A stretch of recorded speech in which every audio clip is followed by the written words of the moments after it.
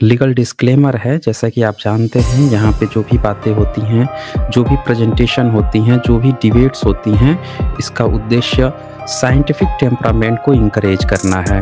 यहाँ पे अगर कोई बाहर से जो भी वक्ता आते हैं, वो जो अपनी बातें रखते हैं, वो उनकी अपनी रिस्पॉन्सिबिलिटी होती है।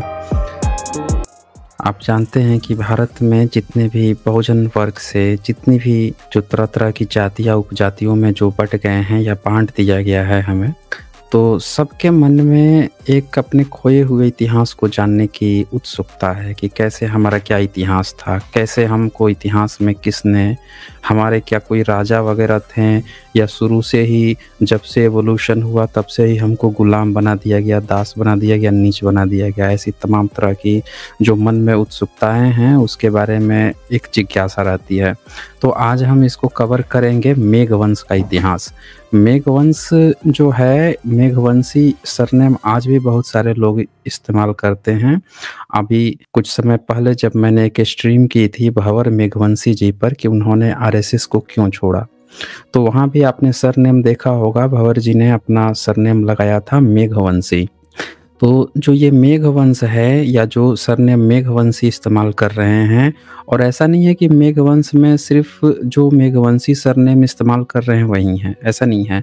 उसमें और भी बहुत सारी जातियाँ जो हैं वो आती चली जाती हैं, जो अब फ़िलहाल 100-150 साल में कुछ अलग-अलग सरनेम इस्तेमाल करने लगी हैं या कुछ और चीज़ें इस्तेमाल या सरनेम नहीं इस्तेमाल करती हैं, वो तमाम लोग इन वंशावलियों में आते हैं। तो इनका एक्चुअल इतिहास क्या है?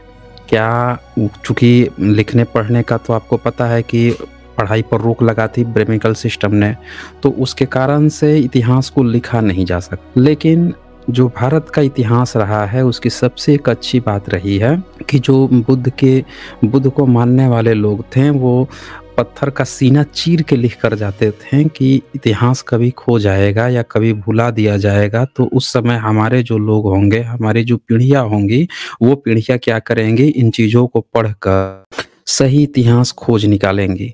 तो बहुत सारे ऐसे मिलते हैं, सबूत मिलते हैं, जिनसे ये सारे इतिहास हम लोगों को पता चल जाता है। मसलन बहुत सारे इंस्क्रिप्शन मिल जाते हैं, बहुत सारे कॉइन्स मिल जाते हैं, और जो बहुत सारी जो जातक कथाएँ हैं, किंवदंतियाँ हैं, उन परिवारों में, उन घरों में जो किंवदंतियाँ कही जाती थी कि हमारे पुरखे ऐसे थे, उन किंवदंतियों को जब मैच कराया गया तो जातक कथा जो थी, उस भी एक जातक कथा थी कुलावक जातक, उससे मैच भी हो गई, डिट्टो मैच हो गई। तो मेघवंश का सबसे पहला यहाँ पे बात आती है कि मेघवंश के संस्थापक कौन थे।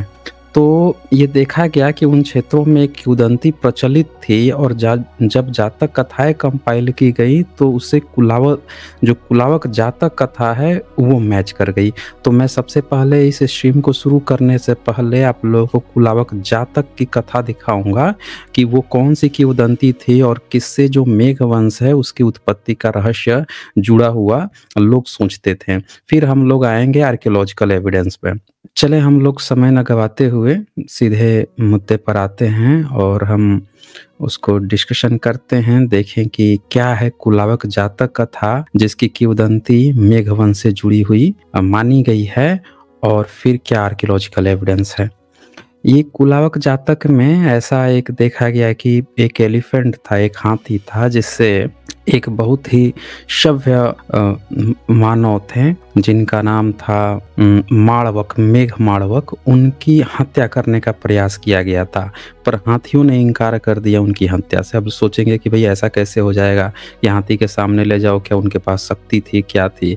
दरअसल ये जातक है, और ये जातक कथाएं बहुत प्रचलित थी। अब सुने इसमें एक्चुअल इसकी कहानी क्या कहती है, वो मैं आप लोगों को पूरी डिटेल से बता देता हूँ, और फिर हम लोग आएंगे इस पॉइंट पे। ये है कुलावक जातक। इसमें होता क्या है कि एक गांव में एक माड़वक रहते थे। इनको ही कहा गया है कि इन्हीं का नाम मेघ माड़वक था बेसिकली।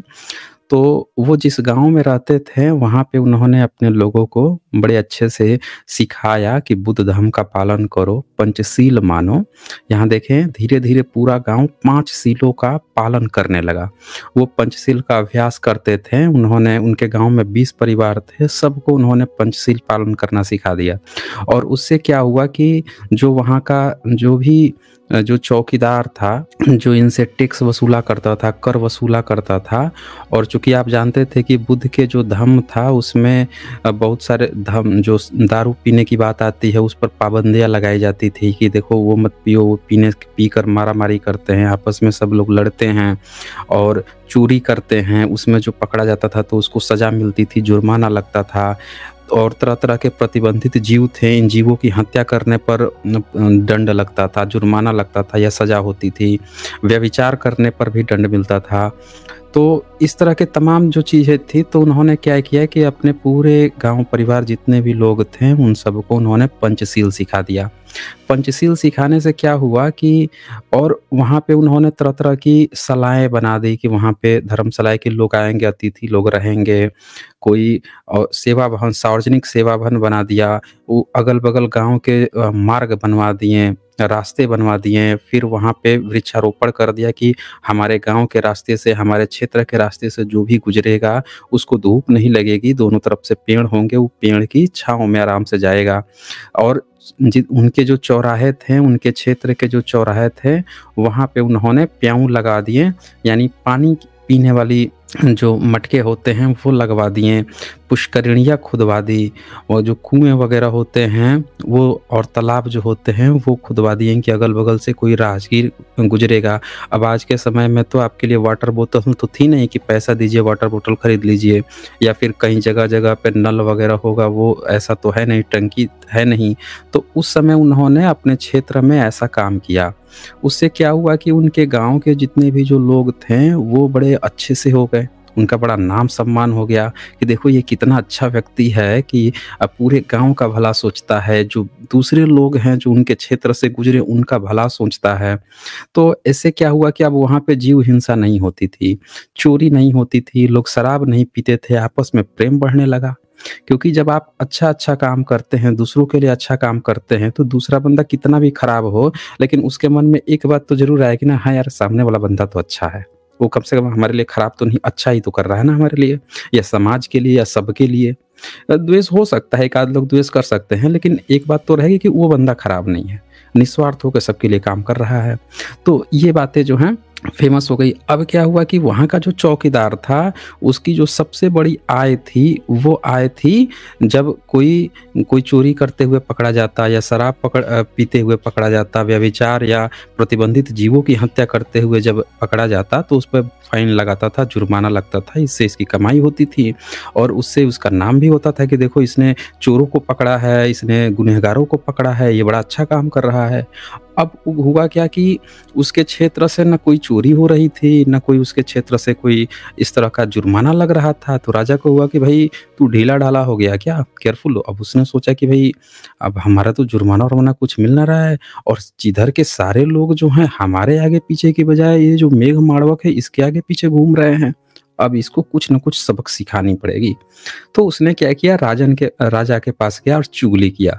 और बुद्ध धर्म के जो सिद्धांत है उसमें चुगली करना मना है, लेकिन इसका जो है अपने धंधे के लिए अब चुगलखोर बन गया वो जो चौकीदार था। अब वो क्या किया, चौकीदार ने जाकर राजा से कहा कि भई देखो वो वहाँ पे ना बड़ी हिंसा हो रही है, चोरी हो रही है, व्यभिचार हो रही है, सब झूठ बोल के धोखा देते हैं, शराब पी के हुल्लड़-हुल्लड़ करते हैं। पूरा गाँव जो है एक माड़वक है, उसी के बहकावे में आके और पूरा का पूरा खराब हो गया है। राजा ने कहा अच्छा ऐसा बात है, एक काम करो पकड़ के लाओ उसको।